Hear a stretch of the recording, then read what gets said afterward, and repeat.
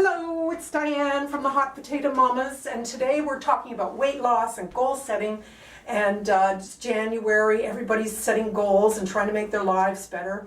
I've set two goals for myself. The first one is I'm getting ready for an art show in a year from now, and I intend on painting a series of paintings. I've finished my first one.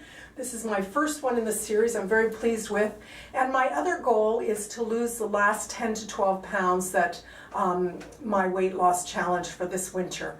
So we're going to present the 7 keys to optimal weight loss on a whole food plant-based diet.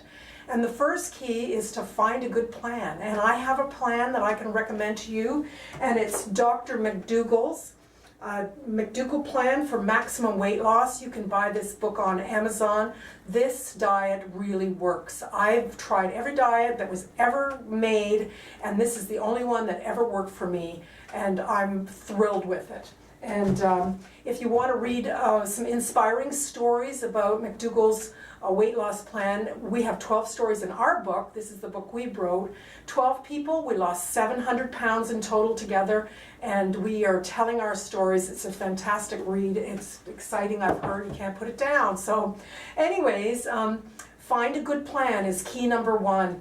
I started off 54 pounds ago. I was heavy and sick, and I found McDougall, and now I'm getting my life back in order because I've got my health back. And so I highly recommend that particular diet. When your monster hunger drive hits, you want to be able to eat food.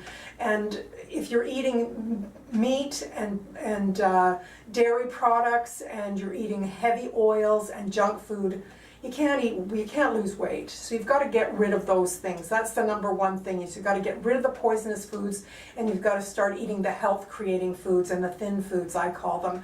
And that's potatoes, starches, grains. You can eat corn, you can eat rice, you can eat lentils and beans, you can eat all kinds of fruits and vegetables. That's what primarily you're going to be eating. It takes about 2 weeks to get used to, and then it's clear sailing, because you're going to start feeling better, the weight's going to be dropping off, you're going to have all kinds of energy, and this is really the way to go. So I've been following this for 5.5 years, Dr. McDougall's Starch Solution plan, and then when the first year I lost 20 pounds, and then I wanted to lose some more weight, so I switched to the maximum weight loss program, and I would do it in 3-month intervals. So I would do 3 months on the maximum weight loss plan, and then take a break, and then 3 months on again, and I managed to lose 30 more pounds that way.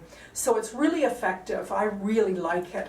So my BMI is 24.8 now. I'm trying to get it down to 23, and so just a few more pounds to go, and I'm at my optimal weight. And it's taken me a long time, and I'm not in any hurry. I'm just gradually going in the right direction. I'm doing it in steps into the right direction. That's one way to approach it. You can approach it any way you like. So the first key is to choose a proven plan, and that's McDougall's plan, plant-based diet. The second key is to find a compelling reason.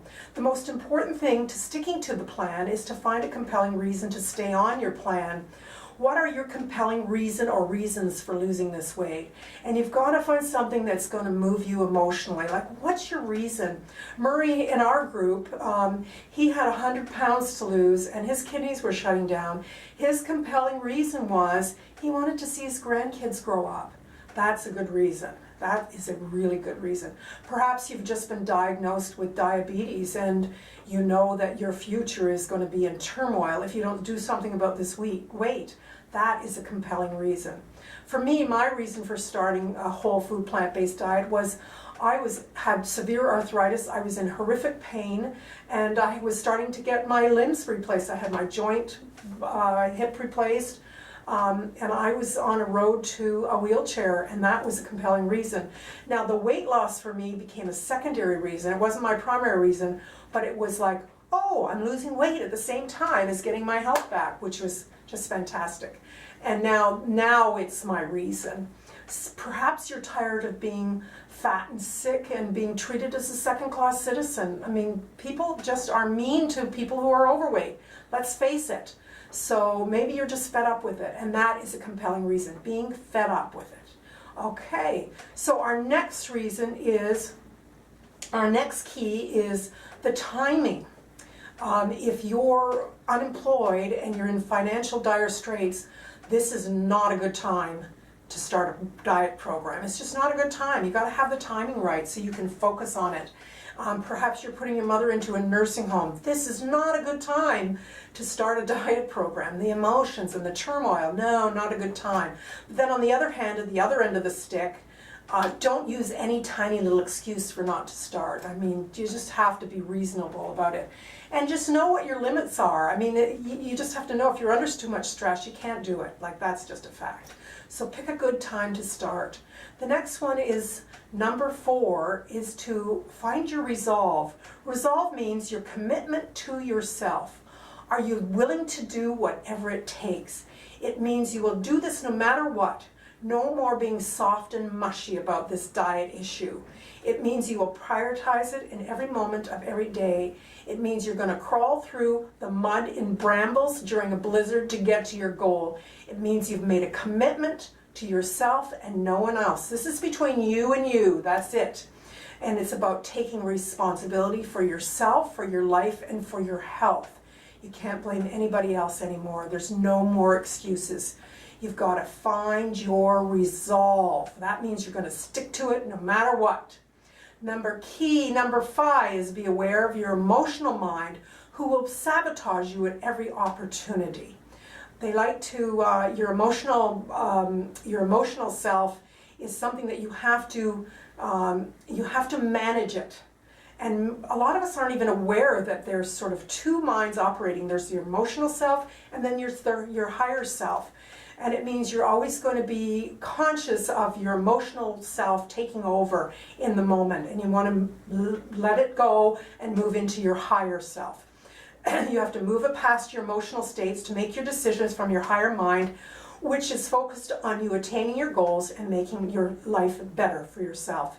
Your emotional mind is focused on how it feels in the moment. Don't let your negative emotions rule your life. Don't let your negative emotions keep you from reaching your goals. Remember this powerful statement: I don't have to like it, I just have to do it. Just remember that. I don't have to like it, I just have to do it. So let's use an example. So your son brings home a package of cookies and they're sitting on the counter. And you walk into the kitchen, you're hungry. There's the cookies on the counter. I don't have to like it, I just have to do it. Which means go to the fridge, get out your good food, your rice or your potatoes and your vegetables. You don't have to like it, you just have to do it. And remember that your emotional body is not in charge in this moment. Your higher self is in charge in this moment. Another example would be is perhaps you don't feel like going to the grocery store. It's snowing out, it's slippery. You have to scrape your car. You have to put your boots and coat on. You don't feel like going, but you know if you don't go, you won't be prepared and have the good food that you need to eat for later. So you don't have to like it, you just have to do it. And that's a really strong, powerful stance to take when you're trying to stay in the trenches of a weight loss program. Okay, key number 6 is prepare for success. So there's some simple things that you need to do. Get the junk food out of the house. Take your son's cookies, shove them in his room. Prepare your food ahead, like make sure you've got your grocery shopping done. Make sure you've cooked food in advance so there is good, delicious, thin food already prepared. Make your life simple by doing that. And make your meals simple. You don't have to be a chef in order to eat well and eat healthy and eat thin. Make your food simple. Have a pile of potatoes with some steamed vegetables and a little bit of salt and pepper.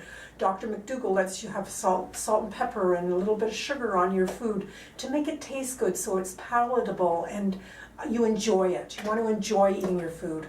And there's no sacrifice with this way of eating. The food is good. It really is. And you'll develop a taste for it as you go along. Okay, so you're getting the junk food out of your house, you're getting your groceries prepared, you're preparing food ahead of time. Always carry food in your car. Always make sure when you're out and about that when you get hungry, you have food available to eat. And that's really important so you don't go to a drive-through or you buy a package of potato chips. You just want always to be prepared like a good little Boy Scout. The last one, and this one is maybe more for me than you, I can't eat in restaurants when I'm on a diet program. I find that it always sets me back a couple of days because they glug the oil on everything, and they put so much salt on everything that it just takes me a couple days to recover. And I know that I don't have what it takes to keep sending food back to the chef and saying, no, take the oil out of that. I just don't have, so I just avoid the whole problem altogether. And because I'm only doing it in increments of 3 months at a time. So that's how I manage the restaurant situation. Okay, so you're prepared for success. Key number 7 is get some exercise. Start with walking 10 minutes a day, and then do that for a week, and then the following week do 15 minutes a day, and then the following week do 20 minutes a day until you're up between 45 minutes and an hour. That's the optimal range you want to be in. Brisk walk. You're going to start looking forward to your walks because you're going to start losing weight, getting energy, and feeling better. And you're going to enjoy your walks. Exercise can be fun. So try some other things too. You can try tennis, bike riding.